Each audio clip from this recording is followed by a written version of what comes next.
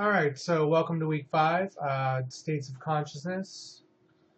So when we talk about consciousness, we're talking about not just not just sort of being conscious, but we're talking about all of the different sensations, memories, feelings, anything that you are physically aware of at any given moment. We can think about this in terms of the central executive, the conscious mind, the you that is you is your conscious awareness. Now, when we talk about unconsciousness, we're talking about when we use the word unconsciousness in sort of the non-scientific way, we're thinking about being unresponsive or unaware of external stimuli, kind of like this gentleman right here, who's clearly had a bit too much to drink. But when we talk about the unconscious mind, what we're really referring to are all of the mental processes, all of the things that our brain is doing that is outside of our conscious awareness. You may have heard somewhere someone say something along the lines of that people only use 10% of their brain, and that's not true at all. But it's based on this idea that there's a vast amount of brain activity that supports processes that are happening outside of our conscious awareness. We talked about this when we talked about sensation and perception, and when we talked about biological basis for behavior. We don't have to spend time thinking about breathing and heart rate and digestion. All of that's happening outside of our conscious awareness. Now, where exactly consciousness is located, there is no sort of specific brain area. Recall last week we talked about Wernicke's areas, the Center for Language Comprehension. But there is no specific area in the brain where consciousness resides. Consciousness is sort of emergent from all of the processes that are happening in the brain. One thing that's important to think about when we're thinking about consciousness is that we are vastly unaware of all of the processes that are going on in our mind outside of our conscious awareness. When we talk about the conscious mind, we're talking about the conscious mind is really good at thinking in straight lines. One of the benefits of the conscious mind is our ability to run mental simulations. You don't need to jump over, a swiftly moving stream to figure out if you can actually make it. You can kind of run a mental simulation. You can kind of take a step back and think about how fast you'd have to run and think about how far you've jumped before in the past. And this is what the conscious mind is really good at doing. The unconscious mind, the vast majority of the processing that's happening in our brain is happening at the unconscious level. And the unconscious mind processes information simultaneously on multiple tracks. So the unconscious mind is doing parallel processing. It's not only processing, the sound of my voice that you're hearing right now, and your, the language centers of your brain are turning that into, taking the most basic phonemes from the English language and they're combining them together into words, and then they're combining those words together into sentences, and all of that is happening at lightning speed at the same time as your body is regulating your brain is regulating all the other aspects of your body, from your digestion to the growth rate of your toenails. If you're a female, it's regulating your regular monthly cycle. All of these things are happening in parallel and outside of our conscious awareness. So what's really kind of interesting is there's so much that's happening outside of our conscious awareness. Many researchers have asked the question, are we really consciously in control? Is it that we are consciously in control, or is our brain making decisions in our subconscious, and then we are just being made aware of it in our conscious awareness after that decision's already been made? So I'll tell you about a really kind of crazy set of studies here. So they've done some interesting MRI studies. And what they do is they put person in this functional MRI. This is a picture of what a functional MRI looks like. And what they did is they present patients with a stream of letters. Sorry, let me back up. They present patients with a stream of letters. And then what they asked them to do is they asked them to push a button and remember what letter was on the screen when they made that decision. And what was interesting about this study is that based on the pattern of activity, so it's just a random stream of letters, and they're just pushing a button when they choose a letter. But what's interesting is that based on the activity in their brain, the researchers were able to predict which letter they were going to choose before they actually chose it by up to about 10 seconds.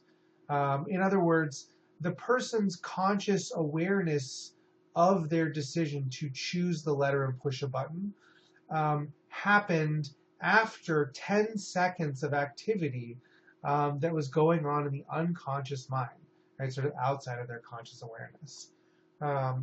And so this is really sort of kind of crazy idea that our brain is initiating decision-making processes before our consciousness is necessarily aware of that. So this is sort of a forefront of research in psychology right now. And the current state of our understanding is that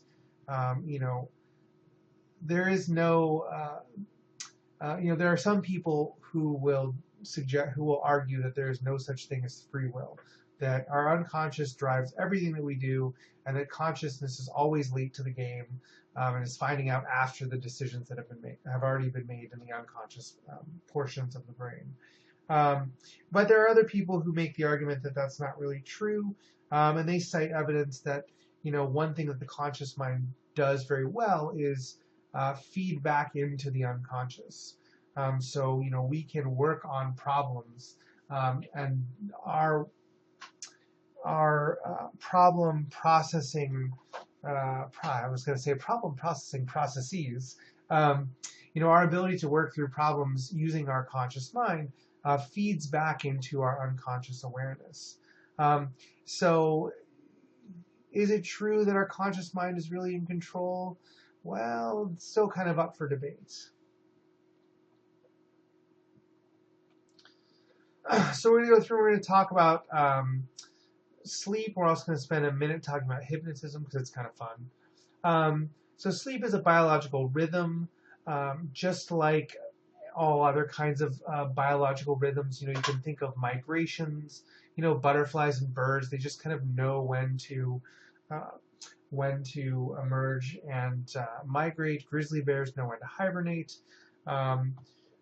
We experience seasonal variations in appetite, sleep, and mood, right? You generally, if you have a relatively set schedule, which most people at our age do, you tend to sleep at the same times, you tend to eat at the same times, you tend to use the bathrooms at the same times every day, you're hungry at the same times, right? This is just all part of our biological rhythm. Okay. For example, seasonal affective disorder is an annual cycle that when people experience depression during dark winter months.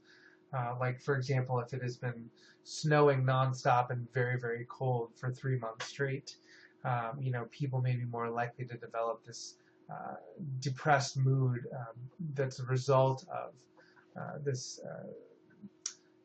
prolonged winter. Now, by other kinds of biological rhythms, we're all sort of familiar with the female menstrual cycle. We have a daily cycle of biological rhythm, our 24-hour sleep cycle. And this correlates not only to just wakefulness and sleepfulness, but also body temperature, when particular hormones are secreted, when growth is happening for kids. All of these things are operating on a cycle. Um, when we sleep, we actually go through a series of stages, and these stages, we travel through them in 90-minute cycles. So we'll talk about those stages here in a little bit. The circadian rhythm, this is the special name that we give to our 24-hour biological clock. This is our day-night cycle. This is part of what leads to pattern sleeping. So this is part of the reason why you sort of go to sleep and wake up at the same times every day. Many people will have an experience of, if you wake up at, let's say you have to wake up at 6 every morning during the week to get to work or to do whatever it is you have to do. Many people will find that after an extended period of time of waking up at 6 every day during the week, that come Saturday, when you don't have to be anywhere, your body is just used to waking up at 6, and so that's when you're up. It doesn't matter that it's Saturday and you don't have to be anywhere. Part of where the circadian rhythm comes from is from our brain sensitivity to the day-night cycle. The portion of our brain called the pineal gland is actually sensitive to the changes in light and dark, and releases melatonin when we're in a dark environment, and this leads us to feel sleepy. Now, one of the sort of downsides to this circadian rhythm being so light dependent is that now, when we evolved, the sun was the only source of light for a very long time, sun and fire, I imagine. But now we live in a very light saturated environment. We're staring at bright screens all day. Even when we're going to bed, perhaps we're reading a book on an iPad or something. Again, sort of bright screen, and that can sort of disrupt this sort of natural light-dark cycle. So when we measure sleep using the EEG, which we talked about when we talked about biological basis. We can measure various brain waves and brain activity. And one of the things that they find when they do these sleep studies is that every 90 minutes or so, we pass through a cycle of 5 distinct sleep stages. By contrast, when we're awake, our brain waves are very small and fast. Right. So again, think back to when we talked about sensation and perception, and we talked about frequency and amplitude of sound waves. Our brain waves can be measured as sort of frequency and amplitude. And so when we're awake and alert, our brain waves kind of look like this. They are very close together. They're fast and very small. So they have low amplitude and high frequency. Now, as we start to go to sleep, right, as you're sort of laying in bed trying to fall asleep, right, your brain activity starts to slow down. So the amplitude gets a little bit larger, the frequency gets a little bit slower. We call these alpha waves. This is similar to kind of meditation. So a person who's deeply meditating or very relaxed can also exhibit this sort of alpha brain activity. After a period of this sort of going to sleep, we enter this first stage of sleep, which is light sleep. The brain is, still slowing down, but it's a little bit slower than it is when we're awake. And the amplitudes, again, are still a little bit higher than they are when we're awake. We call these theta waves. This is this sort of easy transition stage. This is when you fall asleep and maybe start snoring, and your significant other wakes you up and you didn't realize that you were asleep. You're easily awakened. It's sort of a transition between being awake and being asleep. After a period of time with stage 1, we'll enter into stage 2, which is relatively deeper sleep. One of the interesting features of stage 2 sleep are these sleep spindles. where we have these sorts of bursts of activity. And these bursts of activity um, are just bursts of neurological activity that can be, for example, muscle movements. So sleep spindles are often related to people sort of being jolted awake.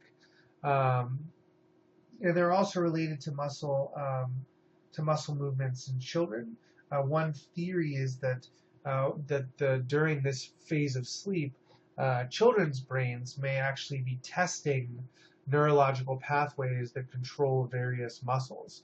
It's almost as if your brain, their brain is sort of running a diagnostic pattern while they're asleep.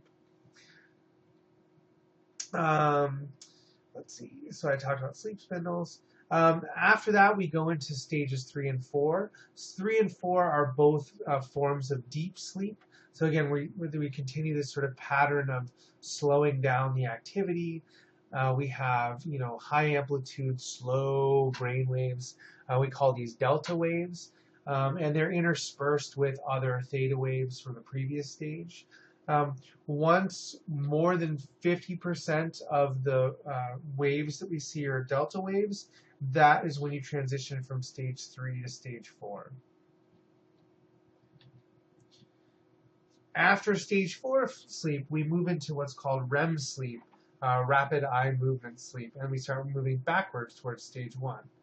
And we're still asleep, but here's what's crazy about REM sleep is that when we are sleeping in this REM stage, our brainwaves actually look very much like the same kind of activity that we see when we're awake.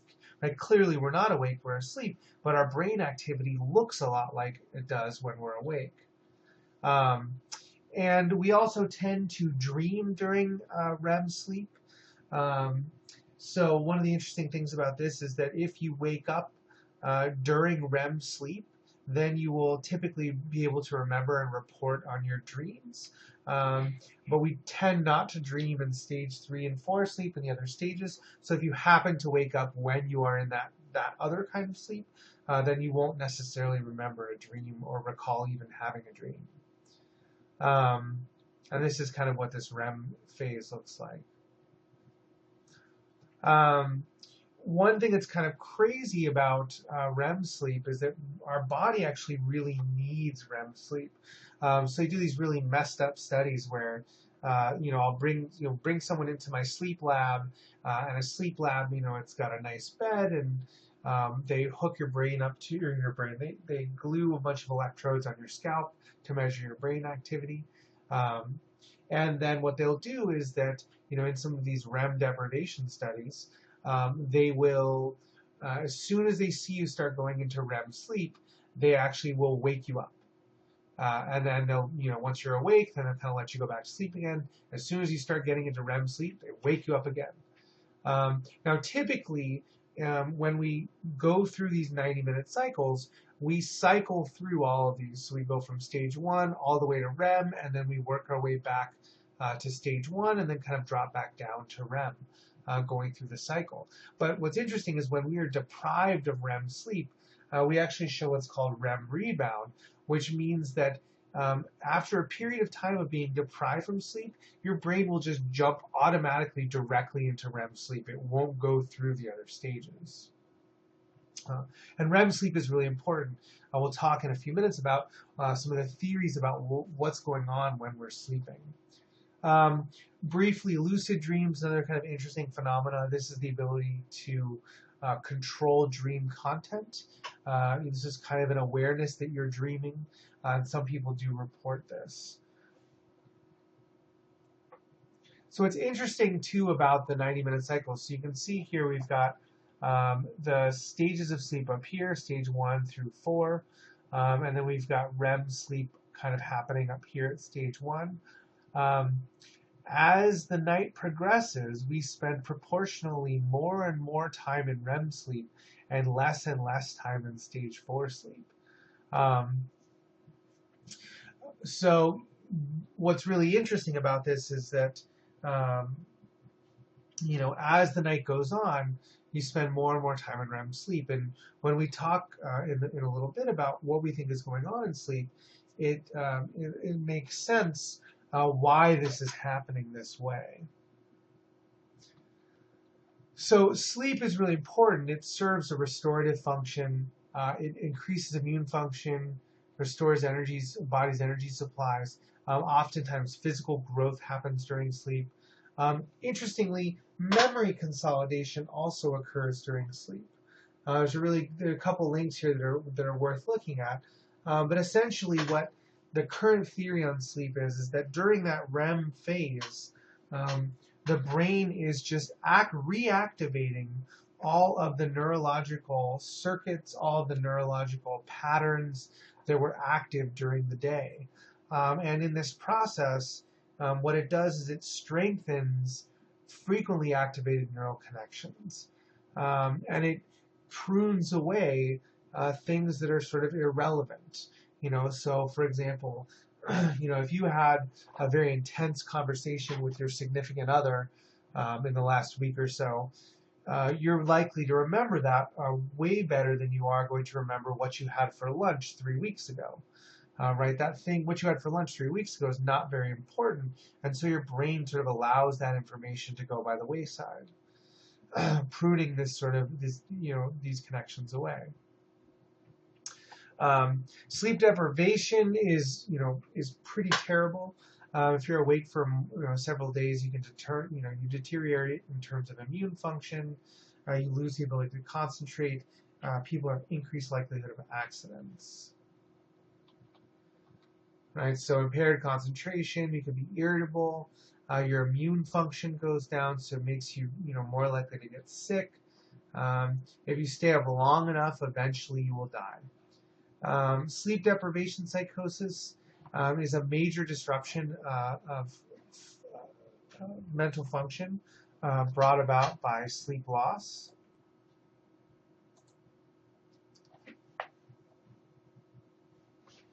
If you're sleep deprived for too long, you can suffer from even hallucinations, increased sensitivity to pain, these kinds of things. So sleep deprivation is definitely something that is really kind of harmful.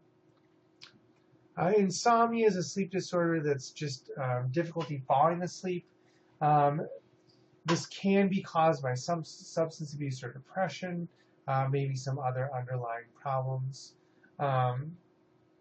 Narcolepsy is excessive sleepiness or fatigue, having sleep attacks that kind of occur randomly. These can occur while you're talking, standing, whatever. Cataplexy is a specific form of narcolepsy where you have these narcoleptic attacks as a result of some kind of emotional trigger. So if you go ahead and click on this link in the PowerPoints, it'll actually take you to a video about a British man who suffers from cataplexy, and you can kind of get a sense of, what this disorder kind of looks like. He, will literally just kind of fall asleep out of nowhere. He could be standing, he could be walking, he could be talking. And the interesting thing for him was that cataplexy, these narcoleptic attacks happen when you have some kind of emotional experience. So as he says in the video, someone could tell a really funny joke and he'll start laughing and having a good laugh, and then he will fall into sleep, have a sleep attack. But it's kind of interesting. It's worth taking a look at. Sleep apnea is a failure to breathe when asleep. This is also a really I want to say the word important. This is a really important sleep disorder. This is a really damaging sleep disorder. It typically can happen with people who are overweight. It also can happen to people with various other medical conditions. And sleep apnea, if you've ever heard anyone with sleep apnea, essentially it'll sound kind of like they're snoring. They would just be kind of snoring away, like, and then they'll do one of these. They'll like stop breathing for a second. And they'll just stop breathing for a second. And after a while, they'll regain their ability to sort of breathe.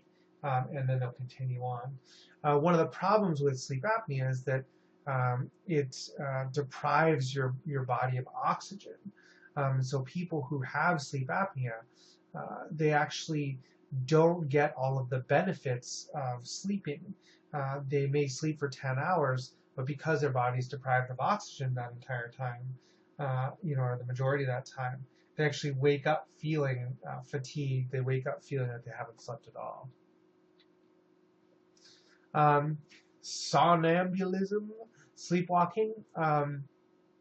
Somnambulism is sleepwalking. It happens more often in kids than in adults. There's actually a mechanism in our brain that shuts off motor commands from the brain to the body while we are sleeping. And in kids, the idea is that the theory is that sleepwalking happens more in kids because this system may not necessarily be fully developed. It is generally okay to wake a sleepwalker. There's sort of a common myth that you shouldn't wake someone up who's sleepwalking. Totally okay to wake a sleepwalker. I mean, unless they're, they're military and they're liable to turn around and incapacitate you if you startle them. Generally it's okay to wake a sleepwalker. Nightmares are just scary dreams. We're all sort of aware of that. Night terrors, on the other hand, are not really nightmares. They're not sort of the same thing. A night terror is sort of this sudden sense of physiological arousal that occurs during sleep. It's sort of a feeling of intense fear accompanied by physiological reactions that are actually happening during sleep. So imagine, when we talked about the parasympathetic response in response to an emergency. Now imagine that that's happening to a person while they're in deep sleep. And they often will start thrashing around, screaming, punching, these kinds of things. There's a link to a video there as well. It's about children with night terrors. It's kind of hard to watch because there are kids sort of thrashing about, screaming in their beds. But it's interesting if you're interested. So, many people ask the question sort of why we dream. People have tried to answer this over the years. We can't talk about dreaming without talking about Freud. Freud, believed that dreams were sort of like a safety mechanism that, we can express whatever we want in our dreams that's sort of unacceptable in our day-to-day lives. Freud talks about manifest content and symbolic content. So, maybe you dream about a king and a queen, but really that's your mother and your father.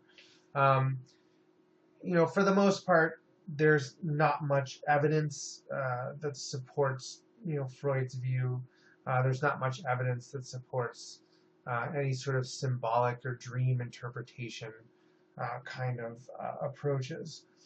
But there is a lot of evidence that suggests that one of the functions of dreams is information processing and memory consolidation. So, for example, there's a fun study that they did where they brought college students into a sleep lab, and they brought them into a lab and they had them play Tetris every day right before they went to bed for like an hour a night before they went to bed. And after about a week or so of doing this, the vast majority of the participants in the study reported dreaming about Tetris. And this study kind of supports this idea that dreams are related to the experiences that we're having during the day. And it plays into this idea of memory consolidation.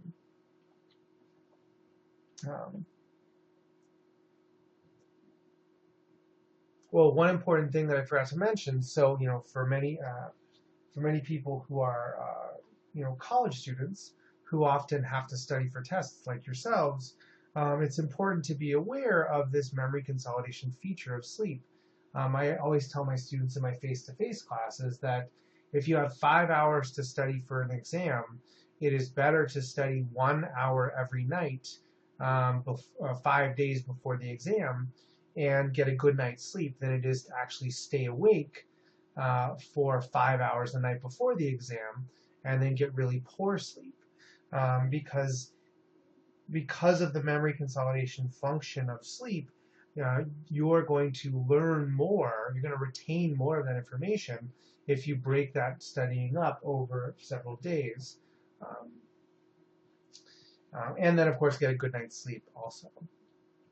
Another interesting piece about this sort of memory consolidation function of sleep is that when you look at the rate of REM sleep in age, you find that as we get older, we generally sleep less, but we also spend considerably less time in REM sleep, which is interesting. So if you look at this chart here, we're looking at kids from the ages of 1 to 2 years old. They're sleeping for almost 16 hours a day when they're first born, and half of that time is in REM sleep, which also supports this idea that sleep is critically important for kids. If you sort of believe, or if you agree with my suggestion that the evidence suggests that sleep is associated with memory consolidation, then kids are learning and consolidating memories when they are sleeping, and so the more sleep that kids can get, the more regular sleep that kids can get, actually the better. Sleep depriving kids is actually worse in terms of long-term development than it is to sleep deprive an adult. We'll talk briefly about hypnosis, altered state of consciousness that's characterized by increased openness to suggestions. Generally hypnosis is this kind of a mixture of conformity, conforming to the expectations of the hypnotist, obedience, suggestion, role-playing. We'll talk kind of about this. But we can understand hypnosis through basic psychological principles. So one interesting key to sort of hypnosis is this idea of hypnotic suggestibility. And what hypnotic suggestibility is about is the degree to which a person can be hypnotized. Some people are just more hypnotizable than others. So people who are high in hypnotic susceptibility are just generally, they will generally comply with suggestions and requests made by others. So if you ever watch a stage hypnotist working a crowd as he's trying to select people to bring up on stage, one of the things that you'll see is he'll ask them little questions, they'll ask them to do little things, and then observe how they respond. And the purpose of that is to try and gauge their hypnotic susceptibility. Post-hypnotic suggestion, this is this idea that the hypnotist will put you under hypnosis. They will give you some kind of suggestion that you will then later act out when you are not under hypnosis. And there's also this idea of hypnotic amnesia, that you will not be able to recall what you're experiencing during hypnosis. So one of the interesting things about hypnosis is that there is some evidence that hypnosis can enhance memory, but one of the problems is that it also increases the recall of false memories.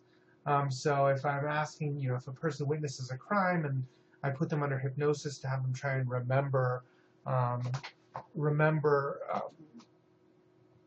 elements of the crime, the hypnosis can actually improve their ability to remember. But one of the problems is that the hypnotist could potentially contaminate the witness by including information in that memory that the person will then remember as being actually a part of that event. And we'll spend a whole lot of time talking about the fallibility of memory when we talk about the learning and memory chapter.